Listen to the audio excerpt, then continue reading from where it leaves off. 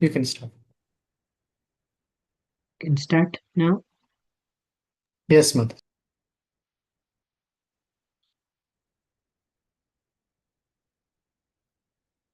नारायणं नमस्कृत्य नरं चैव नरोत्तमं देवीं सरस्वतीं व्यासं ततो जयमुदीरयेत्। नास्त्यप्रायेष्वभद्रेषु नित्यं भागवतसेवया भगवद्युत्तमश्लोके भक्तिर्भवति नैष्टिकी। ॐ अज्ञानतिमिरान्धस्य ज्ञानाञ्जनशलाकया चक्षुरुन्मीलितं येन तस्मै श्रीगुरवे नमः। मूकं करोति वाचालं पङ्गुं लङ्घायते गिरिं यत्कृपात्वमहं वन्दे श्रीगुरुं दीनतारणम्। ॐ नमो भगवते वासुदेवाय। ॐ नमो भगवते वासुदेवाय। ॐ नमो भगवते वासुदेवाय।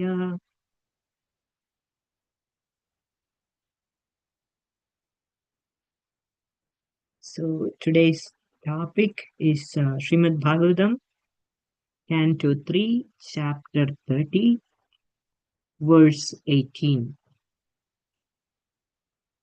I'll read the verse. Evam kudumbabharena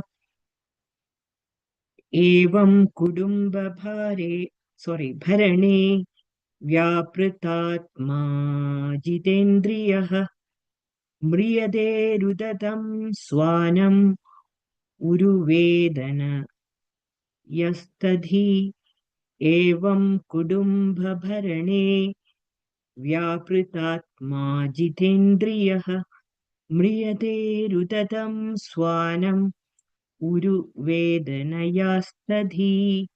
एवं कुटुम्बभरणे व्यापृतात्मा जितेन्द्रियः म्रियते रुदतं स्वानम् उरुवेदनयास्तधि. Word meaning evam, thus kudumbha bharane, in maintaining a family, vyaprita, engrossed, atma, his mind, ajita, uncontrolled, indriya, his senses, mriyate, he dies, rudatam, while crying, swanam, his relatives, uru, great, vedanaya, with pain, asta, bereft of, the consciousness. Thus, this translation, thus, the man who engaged with uncontrolled senses in maintaining a family dies in great grief, seeing his relatives cry. He dies most pathetically in great pain and without consciousness. Once again, thus the man who engaged with uncontrolled senses in maintaining a family dies in great grief, seeing his relatives crying. He dies most pathetically in great pain and without consciousness. Om Ajnanatimirandasya Jnananjanasalakaya Chakshurunmilitam Yena Tasmai Shri Gurave Namaha. Report by His Divine Grace Srila Prabhupada. Srila Prabhupada ki jai. In Bhagavad Gita, it is said that at the time of death, one will be absorbed in the thoughts which he cultivated during his lifetime. A person who had no other idea than to properly maintain his family members must have family affairs in his thoughts. That is the natural sequence for a common man. The common man does not know the destiny of his life. He's simply busy in his flash of life, maintaining his family. At the last stage, no one is satisfied with how he has improved the family economic condition, everyone thinks that he could not provide sufficiently. Because of his deep family affection, he forgets his main duty of controlling the senses and improving his spiritual consciousness.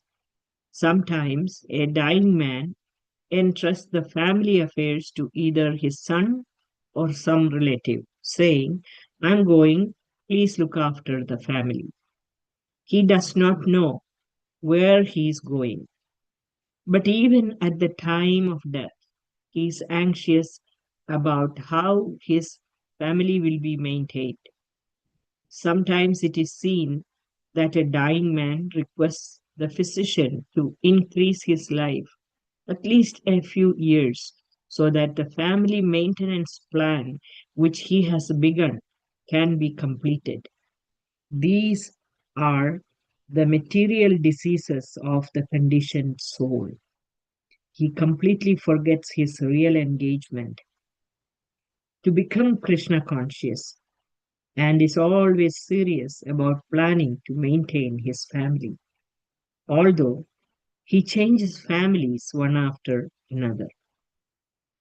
Omatnana Timirandasya Nananjana Chakshurunmilitam Yena Tasmai Shri Gurave Namaha. So this whole chapter, the whole chapter is about the Lord Kapila describing the about adverse fruitive activities, and all of us are routinely engaged in maintaining our body, our family members. This is having born with this material body. Not surprising because we have to maintain this body and naturally the byproducts of this body as well. And we submerge ourselves in these activities without even um, giving a second thought to the higher purpose of life. This is the way 99.9% of the people, probably even more than that, um, live their life. And so this topic of this particular chapter, Lord Kapila is talking about the adverse fruitive activities. He uses the word, the translation here says adverse. And we don't think that anything that we do is adverse to our natural um, progression of our spiritual life. We are just thinking that everything that we are doing is the most important as far as we are concerned. So the first section of this whole chapter, it is describing the life and death of a materialistic person and how that materialistic person lives without even giving a second thought to anything higher, not even giving a second thought to the higher purpose of life, which ends up by living a life like that, you end up in a situation that is described in the current verse. In this chapter, it is also described that what his post-death experience would be like. Now, when it comes to post-death experience, there are many people in this world who don't even believe that there is such a thing, because mostly people who do not have a spiritual concept of life, they just think it is all what is happening here at this moment of time, and there is nothing beyond this. But that's not Vedic scriptures telling us. And in the previous verse, it is described one interesting um, point that is there in the previous verse is that hell and heaven are sometimes experienced even here in this life itself. So Prabhupada is explaining in that purport of verse 29. Srila Prabhupada is saying, if a person is to be punished to remain in hell and eat stool or urine. He practices these habits on the planet of Yamaraj, and then he receives the body of a pig. So he can continue doing that in the pig's body. So even in that hellish condition, in a pig's body, even a pig thinks that he is having a wonderful time. He is having a happy time. Now, it is not possible for the pig to um, experience that hellish life if he does not think in that way. Because, when we look at a pig's life, we think that this is really disgusting, but the pig does not think like that. So that's the case of ordinary living entities, and whatever condition they are put into, they are not thinking that they are suffering, because in whatever condition of life one is born in, one is thinking there is some enjoyment, some happiness, some pleasure. If that thought is not there, one cannot suffer the consequences of one's activities or why one is placed there. And it's really, really amazing what Prabhupada has written here. He says that he, even in that hellish condition, the conditioned soul, he thinks he is happy.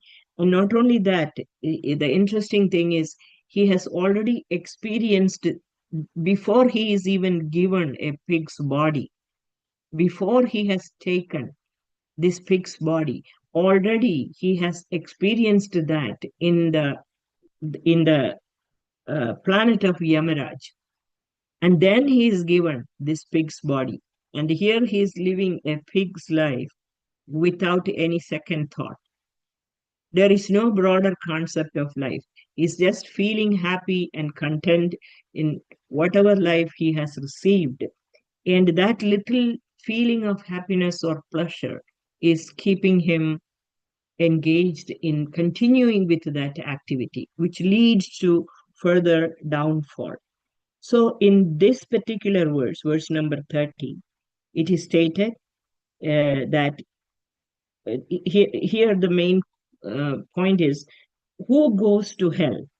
One who maintains oneself and family by sinful means will suffer hellish life after death.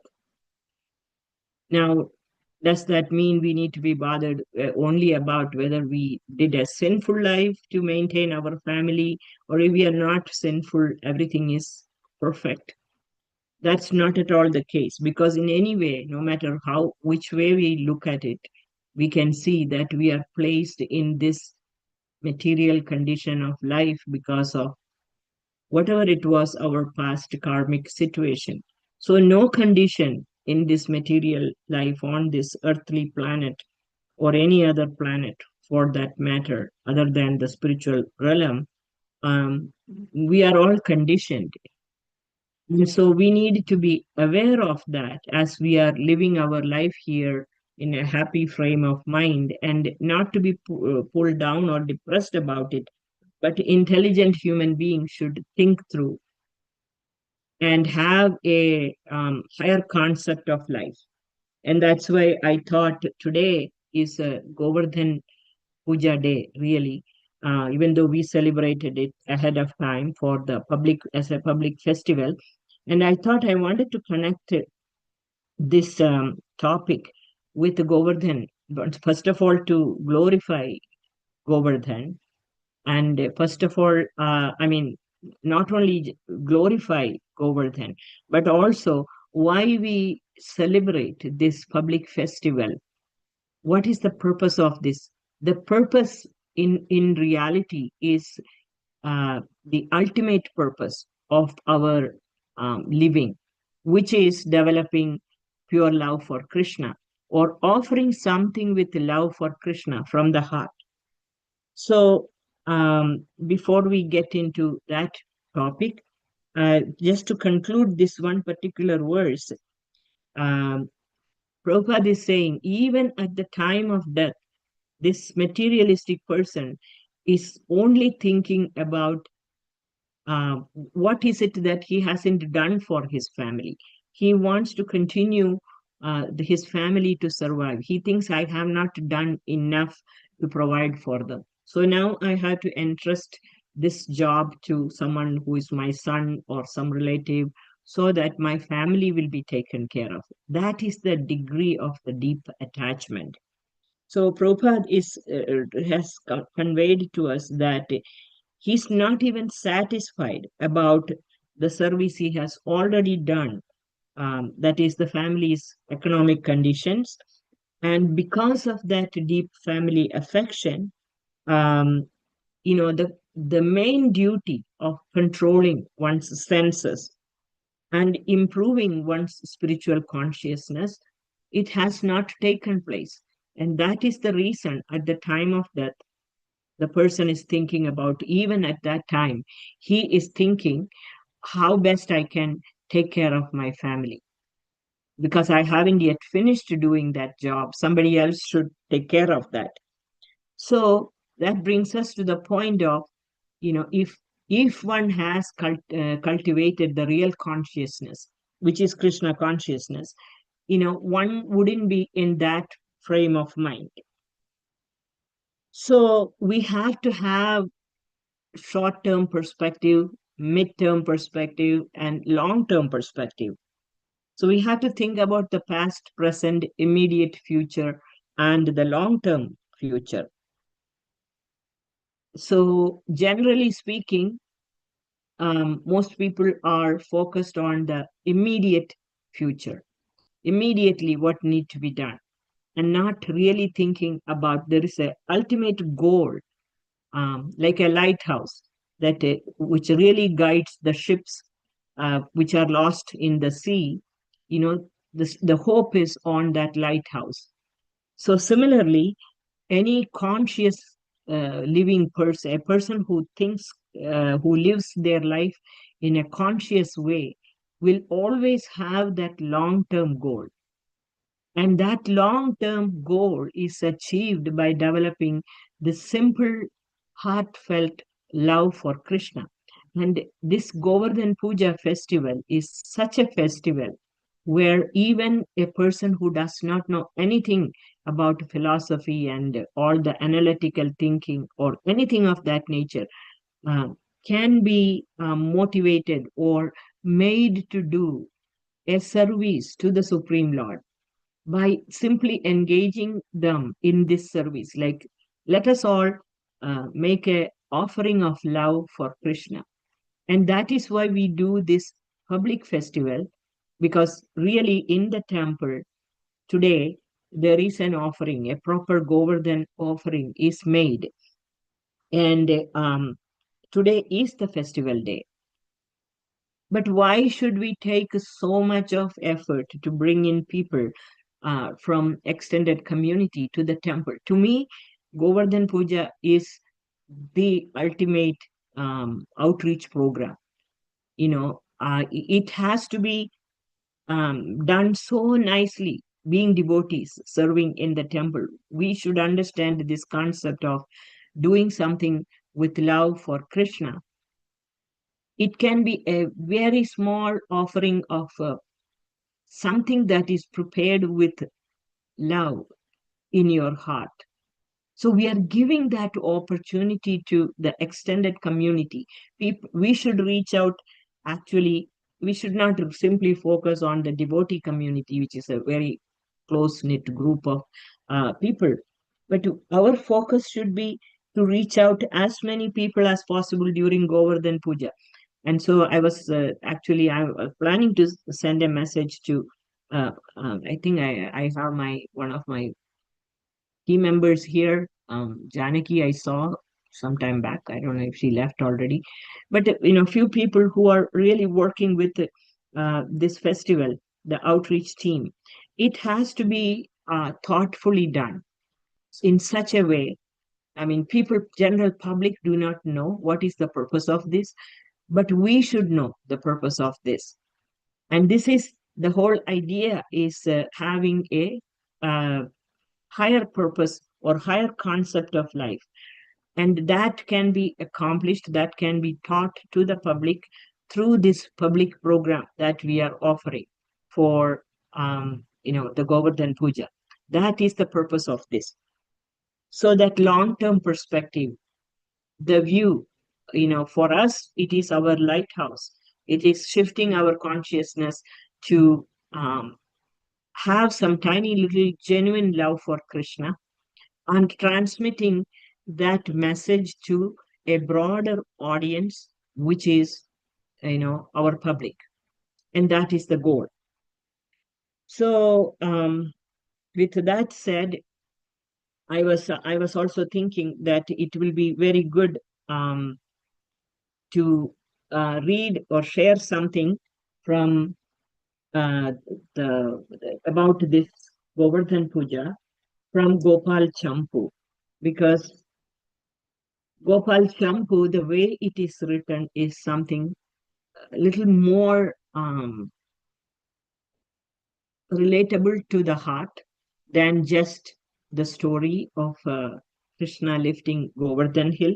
And I found a lot of inspiration in this. So I thought we can read something from this book.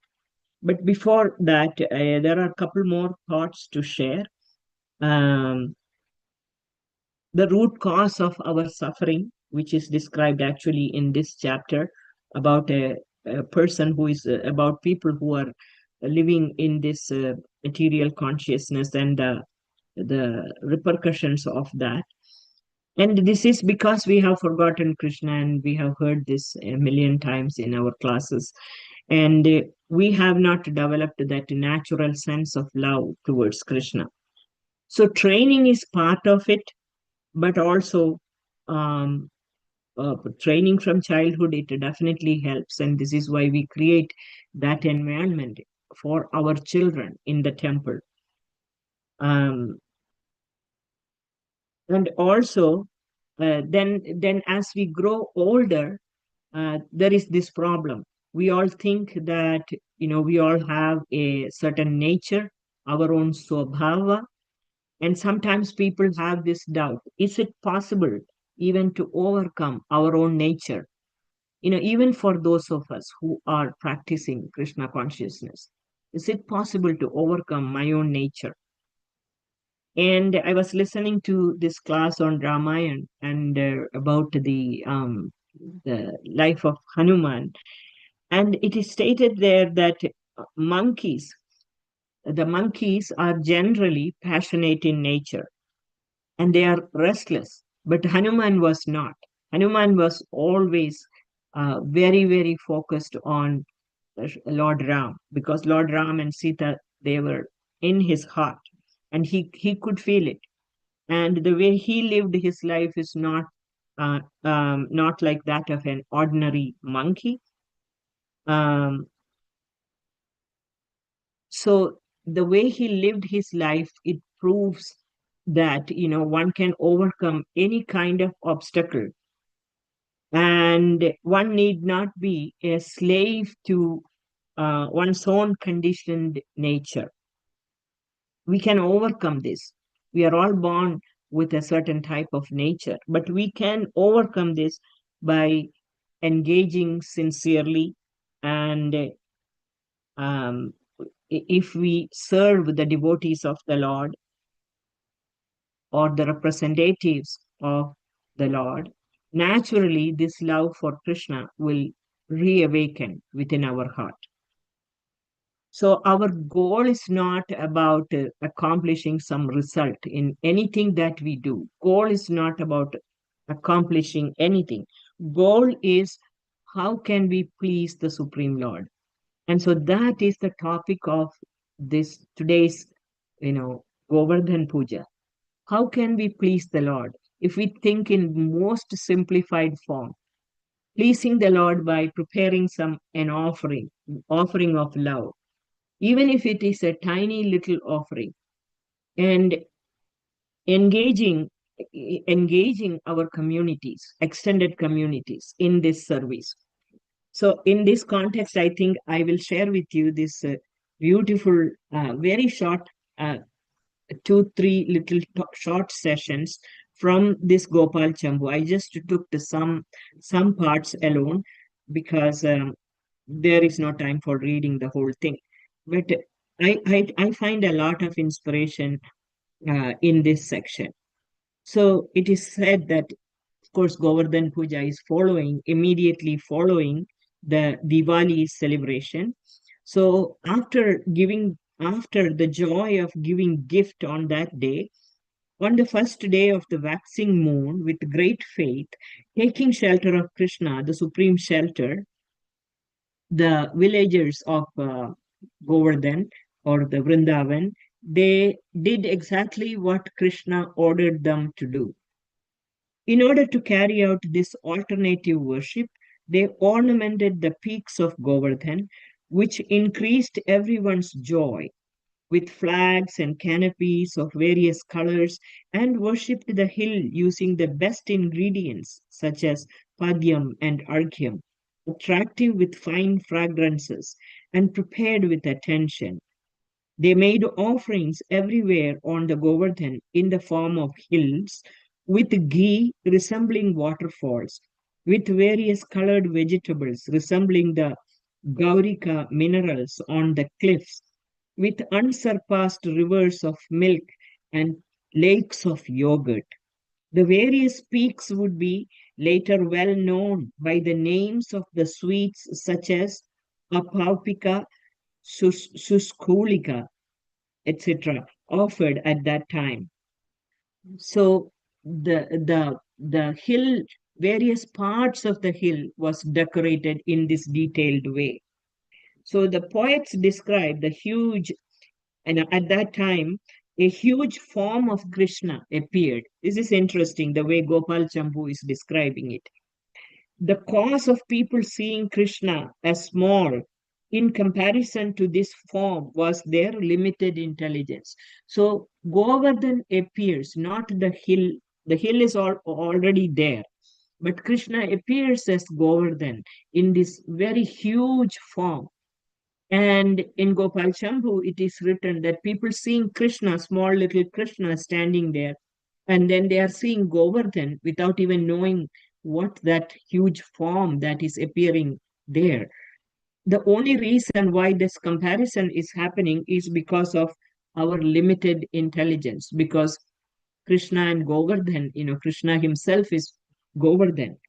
And so uh, the poet describes the huge expanding form, how it joined to the rocky mountain beneath.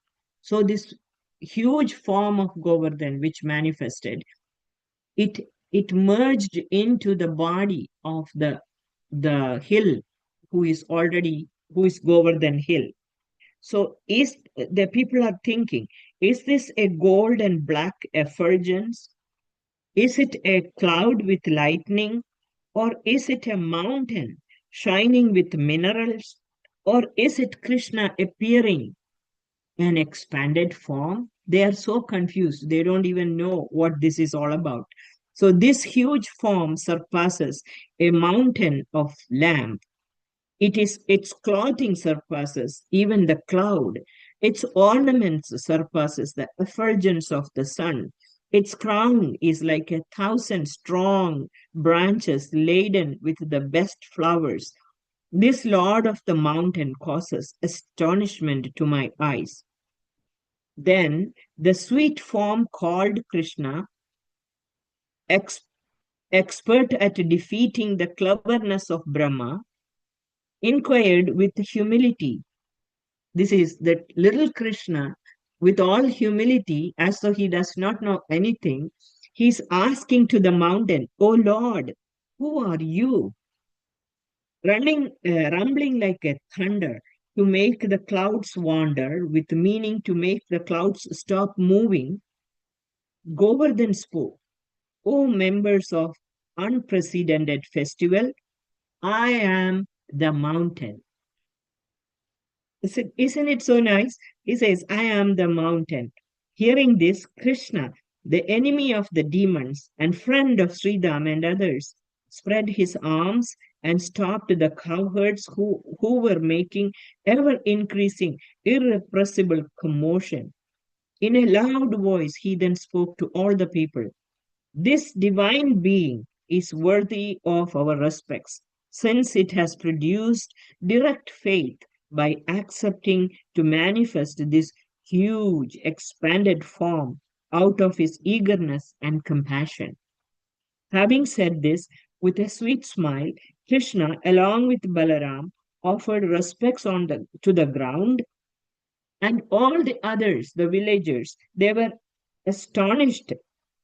With astonished hearts, they offered respects anyway, and Govardhan, increasing everybody's joy, began again to speak to the crowd, standing faithfully with folded hands.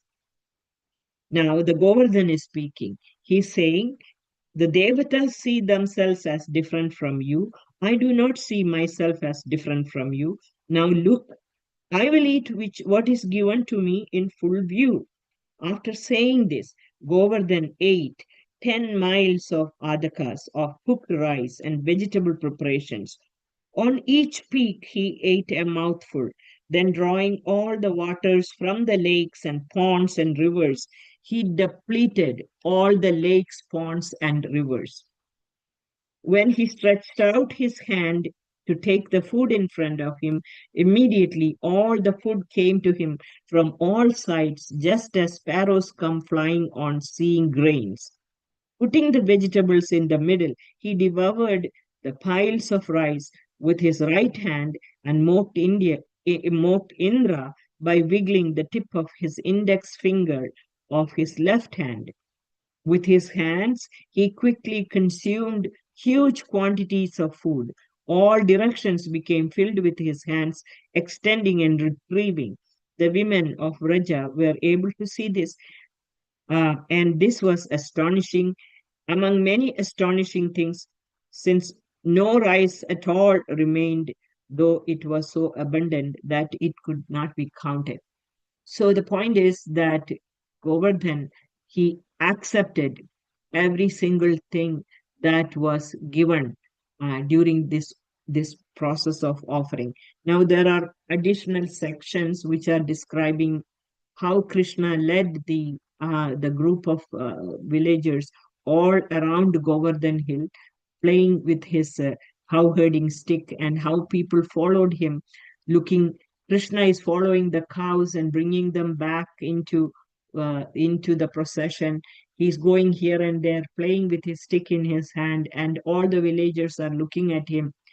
And then there is this section where it is described that Krishna, when he was lifting up the hill, he looked like an emerald pillar. The Govardhan is not an ordinary hill. It was showing, it had its own crevices underneath. And when Krishna attracted all the people to stand under the Govardhan hill, there is also this description that there is this big, huge crevice within the hill, and they will put a ladder and climb up there. And with inside there, it was like a fully decorated palace with jewels and lamps, and atmosphere was so beautiful.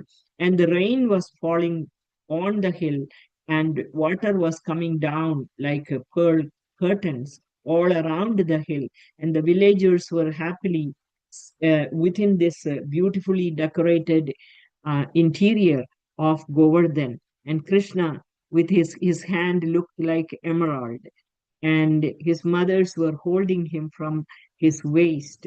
This whole description is given um, about this festival. So, we cannot replicate that Govardhan Hill in our festival. But what the whole purpose of the point that I was trying to make is today, of course, we should be glorifying Govardhan in all possible ways. Today is the Govardhan Puja day. We should be meditating on this. And this is the only way we can shift our consciousness from our mundane mode of thinking to developing some genuine love for Krishna. Of course, that is one of the reasons we should be discussing these glories of Govardhan. But then on top of that, we as practicing devotees have a responsibility to um, share that gift given to us. That gift given to us by Srila Prabhupada is taking us or moving our removing our way of materialistic way of thinking and living our life and bringing a tiny touch of real love for Krishna, a tiny little bit of real expression of love for Krishna. Prabhupada has taught us that, even though we do not even know what that real love is like. But having received that, our duty as devotees of Krishna is to extend that opportunity to the extended congregation. And therefore I feel that Govardhan, the Govardhan festival that we celebrate in our temples, which is not falling on the festival day, but we purposefully do it on a weekend where people can come. This is an indirect way of distributing that mercy to people without their own knowledge. They will learn how to love Krishna. First of all, we ourselves, we have not learned how to love Krishna. We don't even know the meaning of the word love. I don't know, I would say that. And so, what to speak about consciously cultivating that and then um, imparting that way of thinking with or without their knowledge to innocent people living in the extended community, giving them an opportunity to come and worship Govardhan Hill and bring something with love and devotion. This is the purpose of public festival in a temple. And having said that, I think I just wanted to wish everyone a very happy Govardhan Puja today. And may you all develop that real love for Krishna, which Srila Prabhupada has taught us.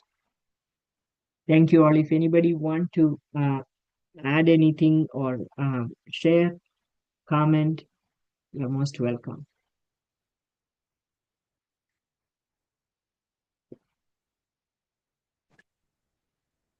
Hare Krishna Mataji. Thank you so Hare much. Krishna. Couple of Yeah. things. One is I Yeah. was just visualizing when you were reading about from Gopal Champu from Govardhan Giri. Yeah. So he was extending his arms and 10 miles Yeah. Yeah. rice. And then the rice is coming like a sparrows are coming for grains to Krishna. It was very nice to visualize that. Very, and also like drinking up all the waters from the lakes, everything dried up because he's able to get all the water and everything to him. All the lakes and all the rivers, everything is drying up. And actually, there were the two other sections I wanted to read was most extraordinary, beautiful. This description of Krishna, he's like his hands were like pillars of emerald, and this description of the interior of Govardhan. It is we normally think when we think about Krishna lifted Govardhan hill, we think the hill as like a plain hill in Krishna's hand.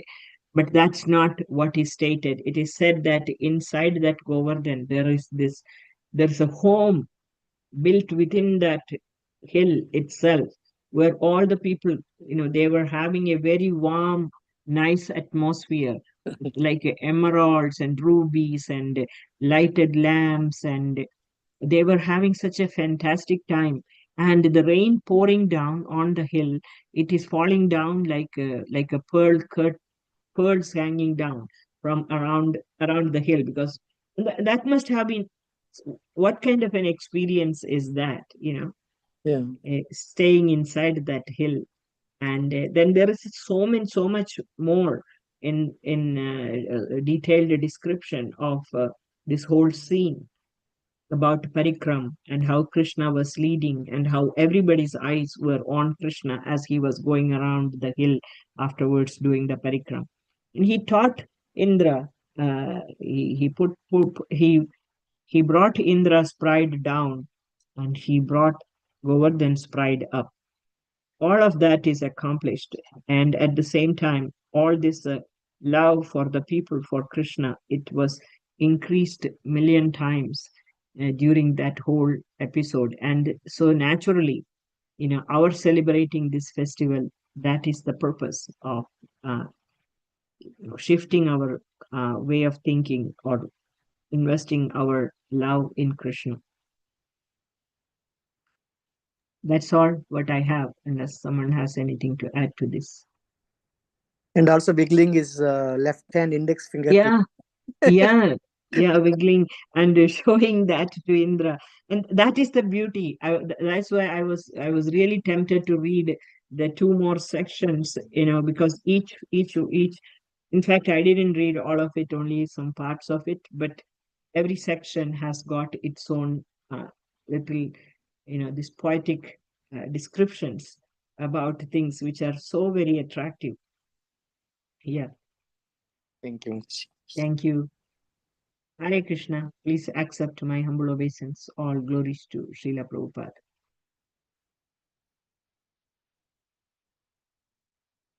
We'll close this. Okay, Mataji, if nobody has Yeah, any points. yeah.